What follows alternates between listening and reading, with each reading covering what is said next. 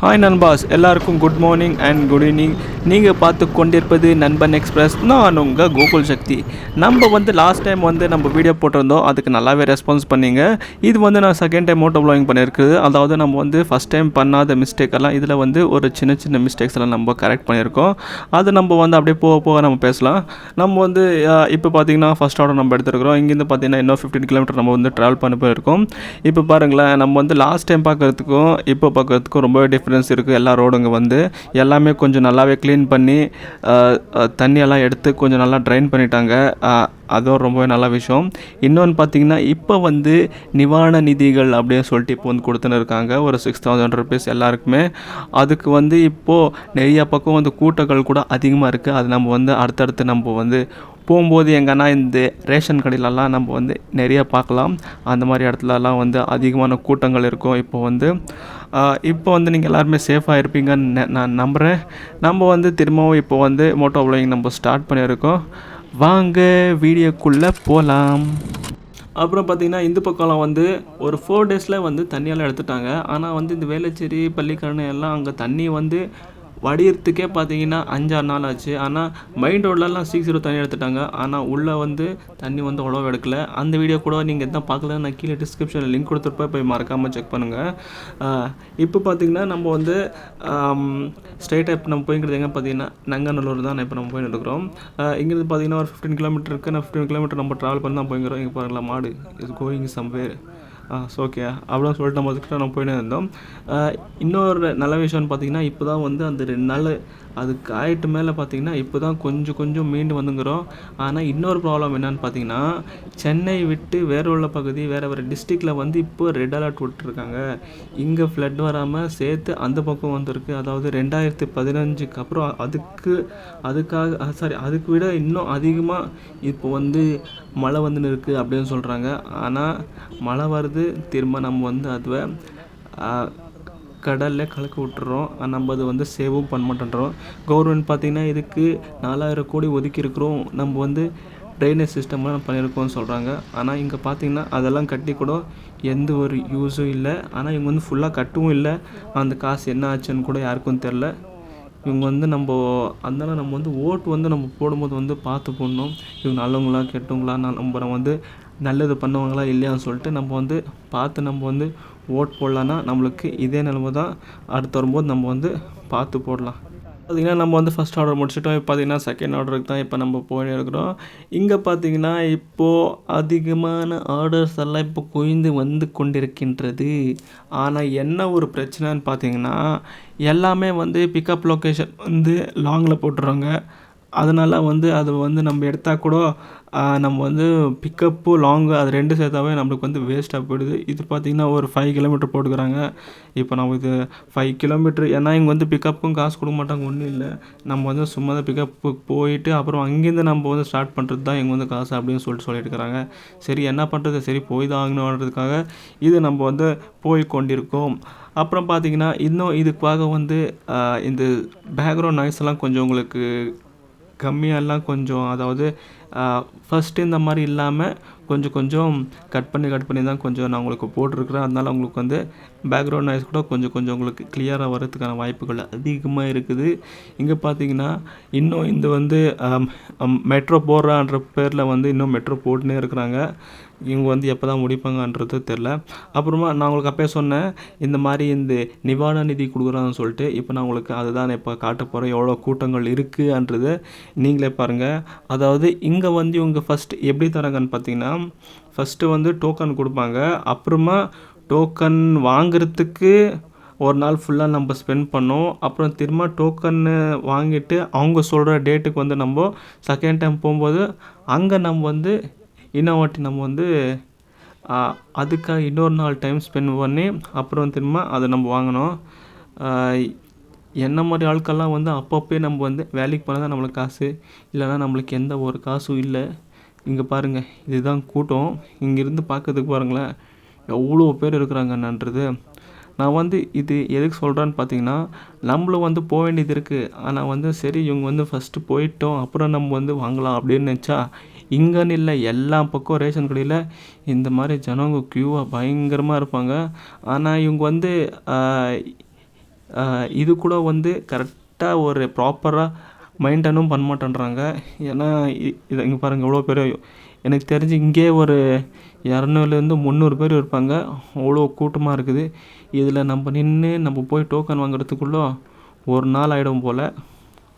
சரின்னு சொல்லிட்டு நம்ம வந்து இன்றைக்கி வந்து வேலை முடிச்சுட்டு நம்ம வந்து இன்னொரு 2 நாள் கழித்து அப்புறம் நம்ம வந்து நம்ம ஏரியாவில் போய் டோக்கன் வாங்கலாம். அதே மாதிரி நீங்களும் எதனா டோக்கன் வாங்கினீங்கன்னா சரி, டோக்கன் வாங்கி காசு வாங்கிட்டீங்களான்றதை எனக்கு கீழே கமெண்ட் பண்ணுங்கள். இப்போ நம்ம வந்து போய் கொண்டிருப்பது தேர்ட் ஆர்டர். நம்ம இப்போ வந்து 3வது ஆர்டருக்கு நம்ம இந்த இப்போ போயின்னு இருக்கிறோம். இப்போ பார்த்திங்கன்னா எனக்கு வந்து அஃபெக்ட் ஆன பகுதிகள்லாம் இந்த பக்கம் தான் அப்படின்னு சொல்கிறாங்க. இப்போ நீங்கள் பார்த்து கொண்டு இருப்பது இதுன்னு பார்த்தீங்கன்னா இது வந்து ஆலந்தூர். இது இல்லாமல் இந்த பக்கம்லாம் இந்த ஃபுல்லாக இந்த பக்கம் இருக்கிற ஏரியாஸ் எல்லாம் ரொம்பவே நல்லாயிருக்கும், ரொம்பவே நீட்டாகவும் இருக்குது. ஆனால் இங்கே தான் வந்து அதிகமான அஃபெக்ட் ஆகிற பிளேஸ் வந்து இங்கே தான்.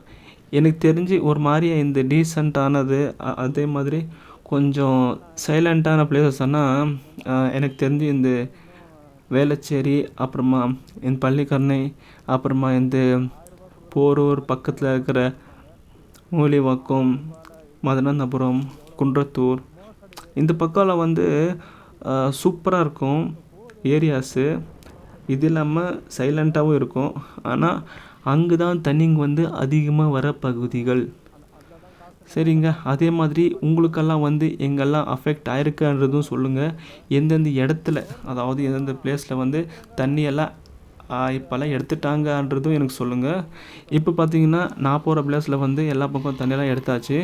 இப்போ இன்னொரு பிரச்சனை என்னன்னு பார்த்தீங்கன்னா, இந்த எண்ணூரில் பார்த்தீங்கன்னா இந்த எண்ணெய் கிடங்கு அங்கே இருக்குது. அந்த எண்ணெய் வந்து எல்லா பக்கம் எல்லா வீட்டுக்கும் போய் அங்கே வந்து ஒரு பெரிய ஒரு பாதிப்பை வந்து ஏற்படுத்தியிருக்கு அப்படின்னு சொல்லிட்டு நியூஸில் போட்டிருக்காங்க. ஆனால் இன்னும் கூட அங்கே வந்து தண்ணி வந்து வடியாமல் இருக்குது. ஒரு 10 நாள் ஆச்சு. ஆனால் இன்னும் கூட ஏன்னா தண்ணியானா கூட டக்குன்னு போயிடும். ஆனால் எண்ணெய்லாம் அந்த பக்கம் வீட்டுக்குள்ளெல்லாம் போய் இன்னும் எவ்வளோ அங்கெல்லாம் வந்து அஃபெக்ட் ஆகிருக்கும் அப்படின்னு சொல்லிட்டு நம்ம அது வந்து நியூஸில் பார்க்கும்போதே நம்மளுக்கு அவ்வளோ ஒரு மாதிரி கஷ்டமாக இருக்குன்னா, அவங்க வந்து அங்கேயே இருக்கிறதுனால அவங்களுக்கு எவ்வளோ கஷ்டம் இருக்கும் பாருங்களேன். அதாவது வண்டி, காரு, டிவி, ஃப்ரிட்ஜு எல்லாமே வந்து போயிடுச்சாமா. ஏன்னா அதெல்லாம் வாங்குறதுக்கு அவங்க எவ்வளோ கஷ்டப்பட்டுருப்பாங்க. ஆனால் அங்கே பார்த்திங்கன்னா கரெக்டாக அந்த ஆயில் கம்பெனி சுற்றி பார்த்திங்கன்னா வீடுங்க அவ்வளோ இருக்குது. ஏன்னா நான் அந்த பக்கம் வந்து ஆர்டருக்கெல்லாம் போகும்போது அந்த கம்பெனியெல்லாம் பார்க்கறதுக்கே ஒரு மாதிரி பயமாக இருக்கும். ஏன்னா வந்து அந்த கம்பெனிங்கெல்லாம் அவ்வளோ பெருசாக இருக்கும். என்ன ஒரு பயம்னு பார்த்திங்கன்னா, அது எங்கன்னா பிளாஸ்ட் ஆச்சுன்னா அது பக்கத்தில் இருக்கிற அவ்வளோ ஃபேமிலிங்கெல்லாம் என்ன ஆகும் அப்படின்ற ஒரு மாதிரி அந்த பயம் வந்து அப்படி இருக்கும். ஆனால் அங்கே இருக்கிற மக்கள் பார்த்திங்கன்னா அங்கேயே இருக்கிறாங்க. இதெல்லாம் நம்ம ஒரு கவர்மெண்ட்டுக்கு தான் சொல்லணும். ஏன்னா இவங்க வந்து அது எங்கே மக்களெல்லாம் இல்லாத பகுதியில் கொஞ்சம் லாங்கில் வச்சா நல்லாயிருக்கும். இவங்க பார்த்திங்கன்னா எல்லாம் இவங்க வைக்கிறது எல்லாமே, அதாவது வீட்டு பக்கத்துலேயே எல்லாம் விற்கிற மாதிரியே இருக்குது எல்லாமே. என்ன இன்னும் வந்து நம்ம என்னென்ன பார்க்க போகிறோம் அப்படின்னு சொல்லிட்டு நம்மளுக்கும் தெரியல. சரி, நம்ம வந்து இன்னும் இதெல்லாம் வந்து ஃபுல்லாக பார்த்துட்டு எப்படியெல்லாம் இருக்குன்றதை நம்ம வந்து பார்த்து தான் ஆகணும். இந்த டிசம்பர் கடந்தால் தான் வந்து எல்லாருக்குமே ஒரு நல்ல நாள் அப்படின்னு அதாவது நெக்ஸ்ட் வருஷம், அதாவது அடுத்த வருஷம்னா ஒரு நல்ல வருஷமாக வரட்டும் அப்படின்னு சொல்லிட்டு நம்ம கடவுள்கிட்ட வைங்களாம். ஏன்னா பார்த்திங்கன்னா 2023யும் நம்மளுக்கு கரெக்டாக வரல, 22வும் கரெக்டாக வரல, 21ம் வரல. அதாவது 3 இயர்ஸ் நம்மளுக்கு வந்து இந்த கோவிட்டெல்லாம் வந்தால் கூட நம்மளுக்கு அவ்வளோ பிரச்சனைகள் வந்துச்சு. 24ல் பார்த்திங்கன்னா நியூஸ் என்ன சொல்கிறாங்க பார்த்திங்கன்னா, இதை விட பயங்கரமாக வரும் புயல் அப்படின்னு சொல்லிட்டு நியூஸில் வர சொல்லிங்கிறாங்க. இன்னும் வந்து 24 வரதுக்கு முன்னாடியே இவ்வளோ பெரிய எச்சரிக்கை. என்ன ஆக போதோ தெரியல. சரி, என்ன பிரச்சனை இருந்தாலும் நம்ம பார்த்துவே எதிர்கொள்ளலாம். வண்டி ரொம்ப ஸ்லோவாகுதுன்னு சொல்லிட்டு நானும் இங்கே இறங்கி போய் பார்த்தா, சரி பெட்ரோல் இருக்கும் அப்படியே நானும் நினச்சி போய் இல்லை போய் செக் பண்ணி போய் பார்த்தா, இது வந்து டக்குன்னு இது ஓப்பன் ஆகாது சரியா சொல்லிட்டு உள்ளே இந்த கை போட்டு நானும் கஷ்டப்பட்டு இதுவே எப்படியோ இறக்கி எடுத்துட்டேன். இங்கே பார்த்தீங்கன்னா பெட்ரோல் வேறு காலியாகி விட்டது. ஐயையோ! பெட்ரோலுக்கு என்ன பண்ணுறதுன்னு தெரியாமல் நானும் வந்து யார்கிட்ட கேட்கலாம் அப்படின்னு நான் நினைக்கும் போது தான் இங்கே நான் ஆல்ரெடி வந்து எக்ஸ்ட்ரா பெட்ரோல் வச்சுருந்தேன். இது வந்து நம்மளுக்கு இந்த மாதிரி டைமில் தான் நம்மளுக்கு வந்து இந்த மாதிரி பெட்ரோல் நம்மளுக்கு வந்து யூஸ் ஆகும். இது வந்து எனக்கு மட்டும் இல்லாமல் நிறைய பேருக்கு கூட நான் வந்து பெட்ரோல் வந்து எங்கன்னா லாங்கில் போனால் அவங்களுக்காகவோ இந்த பெட்ரோல் சேர்த்து வச்சுருப்பேன். அதனால நீங்களும் அவ்வளோதான் இந்த மாதிரி பெட்ரோலுங்க நீங்கள் எங்கன்னா ஒரு எக்ஸ்ட்ராவாக எதனா ஒரு பாட்டிலை வைங்க. இந்த மாதிரி பிளாஸ்டிக் என்ன மாதிரி நீங்கள் வாங்கி வைக்காதீங்க. அது வந்து ரொம்பவே டேஞ்சரு. அதனால் நீங்கள் எதனா அந்த பெட்ரோல் ஊற்றுற மாதிரி ஒரு கேனுங்க எதனா நீங்கள் வாங்கி வச்சுக்கோங்க. அதுதான் உங்களுக்கும் அது ஒரு சேஃபு. அந்த மாதிரி வச்சுக்கின்னு உங்களால் முடிஞ்சிருந்து எதனா லாங்கில் போகும்போது அவங்களுக்கு ஹெல்ப் பண்ணுங்கள். அதே மாதிரி அது உங்களுக்கும் அது கண்டிப்பாக யூஸ் ஆகும். ஆனால் எனக்கு இதில் வந்து ஒரே ஒரு வருத்தம் என்னென்னு பார்த்தீங்கன்னா, இதில் வந்து எனக்கு ஒரு சின்னதாக ஒரு இன்சிடெண்ட் ஆயிருந்துச்சு. அது என்னன்னு பார்த்தீங்கன்னா, அதான் இந்த புல்லிங்கோ அப்படின்னு சொல்லுவாங்கள்ல, அந்த மாதிரி வந்து நான் ஒரு பக்கம் லாங்கில் போகும்போது அவங்களுக்கு வந்து ஒரு 2 பேர் பசங்க வந்து வண்டி ஆஃப் ஆகிடுச்சு. அதனால் என்கிட்ட இருக்கிற பெட்ரோல் இருந்துச்சுன்னு சொல்லிட்டு 50 ருபீஸ் பெட்ரோல் அவங்களுக்கு நான் கொடுத்தானு. சரி எனக்கு காசு வேணும்னு சொன்னேன். அவங்க வந்து சரி ப்ரோ நான் உங்களுக்கு இப்போ தரேன்னு சொல்லிட்டு வண்டி அப்படியே ஸ்டார்ட் பண்ணிட்டு நான் உங்களுக்கு ஜிபே பண்ணுறேன்னு சொன்னேன். சரி ஆச்சு பண்ணுங்கன்னு சொன்னேன். அப்புறம் பார்த்திங்கன்னா அவங்க எனக்கு காசும் கொடுக்கல. சரி எனக்கு பெட்ரோல் வேணாம்னு சொல்லியதுக்கு கொடுக்குறேன்னு சொல்லிட்டு அப்படியே போய் சொல்லிவிட்டு வண்டி அப்படியே வண்டி யூட்டர்ன் பண்ணி அப்படியே ஓட்டானுங்க. எனக்கு அவங்க காசு கொடுக்குறோம் எனக்கு பிரச்சனையே இருந்தில்ல. ஆனால் அவங்க லாஸ்ட் மூமெண்ட்டில் அந்த மாதிரி பண்ணதுனால ஐயோ நம்ம இனிமேல் யாருமே பெட்ரோலே கொடுக்கக்கூடாது அப்படின்ற மாதிரி ஒரு அந்த செகண்டில் எனக்கு இதாகிடுச்சு. சரி அப்புறம் நினச்சேன் எல்லோரும் வந்து ஒரே மாதிரி இருக்க மாட்டாங்க. அவங்க எப்படி இருந்துச்சுன்னா கண்டிப்பாக அவங்கள மாதிரியே எல்லோரும் இருக்க மாட்டாங்க அப்படின்னு சொல்லிட்டு நான் மனசில் நினச்சிக்கினேன். அதே மாதிரி இந்த மாதிரி உங்களுக்கும் யாருன்னா அப்படி பண்ணியிருந்தாங்கன்னா கண்டிப்பாக அவங்களுக்கு இந்த மாதிரி எப்போ ஒரு நாள் நடக்கும் அப்படின்னு சொல்லிட்டு நம்ம நம்புவோம். சரி நம்ம வந்து இப்போது அடுத்த லொக்கேஷனுக்கு நம்ம போகலாம் வாங்க. அப்புறங்க இங்கே போகும்போது இந்த கழுதெல்லாம் இருந்துச்சு. எனக்கு கழுதெல்லாம் ரொம்ப பிடிக்கும். அதுவும் குட்டியான ரொம்ப பிடிக்கும். சரி அந்த கிட்ட கொஞ்சம் நேரம் விளையாட்டு அது எப்படி தான் இருக்குன்றது நம்ம போய் பார்க்கலாம். ஏன்னா இங்கே வந்து கழுதை வச்சு எப்படி சொல்கிறாங்க இல்லை பால் வைக்கிறாங்களா என்னன்னு தெரியும். என்னது இது கழுதை பாலா? எவ்வளோ அது? ஹலோ அந்த சின்ன டப்பா 500 ரூபாவா? ஐயோ அப்படியே பார்க்கலாமா? கழுதையாக பார்க்கலாமா? இங்கே பாருங்கள் ஒரு கழுதை சின்ன ஒரு டப்பா வந்து 500 ரூபாய் தான். சும்மா பார்க்குறது கழுதை தான்.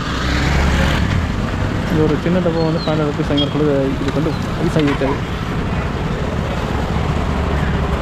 இது வயசான கழுதை ரொம்ப நல்லா இருக்குங்க. என்ன ஃபுட்டு வருது இது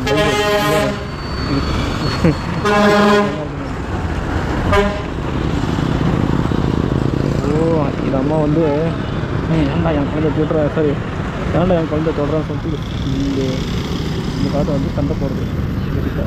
இது பாருங்களேன் இது குட்டியில் வந்து எவ்வளோ முடி இருக்குது. ஆனால் அது முடியும் குட்டியாக ரொம்ப பிடிக்கும். ரொம்ப சூப்பராக இதெல்லாம் இதுக்கு வந்து மொட்டைகளாக இவ்வளோ சூப்பராக வச்சுருக்காங்க.